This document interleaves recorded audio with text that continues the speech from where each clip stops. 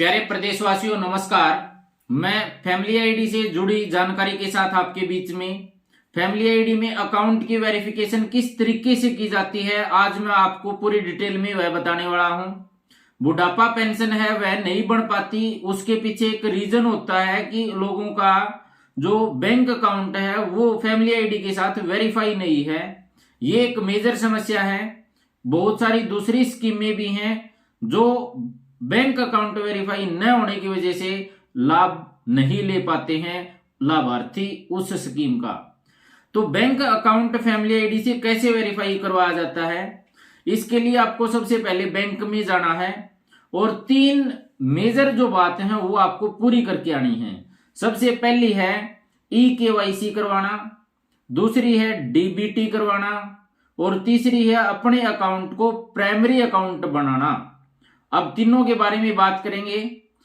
अगर EKYC की बात करूं तो EKYC का मतलब है आधार कार्ड के साथ अपना नाम मैच होता हो, वो ही नाम अपना बैंक अकाउंट में हो, यानी आधार कार्ड की और बैंक अकाउंट में नाम की जो मैचिंग है वह प्रॉपर होनी चाहिए और फिंगरप्रिंट के साथ EKYC है वह करवाई जाती है।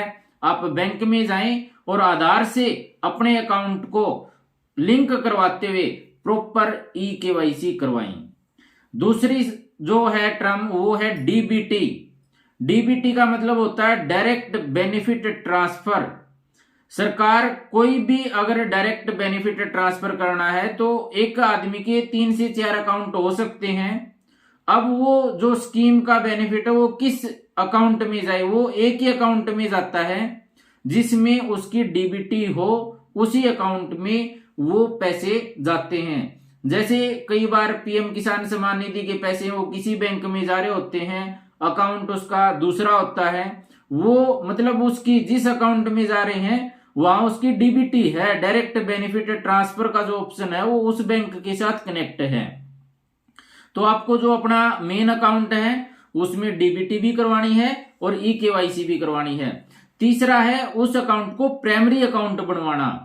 इसके पीछे जो प्राइमरी अकाउंट कैसे बनता है उसकी बात करें तो प्राइमरी अकाउंट के लिए किसी कैंडिडेट का नाम है, उसके साथ फादर नेम भी लगा हुआ है और वो ज्वाइंट नाम है, उसके साथ उसका जो बैंक अकाउंट है वो है। हमें मेन ये बात ध्यान रखनी है जो अपना आधार कार्ड में नाम है उसी नाम के साथ प्रॉपर अपना बैंक अकाउंट ओपन हो।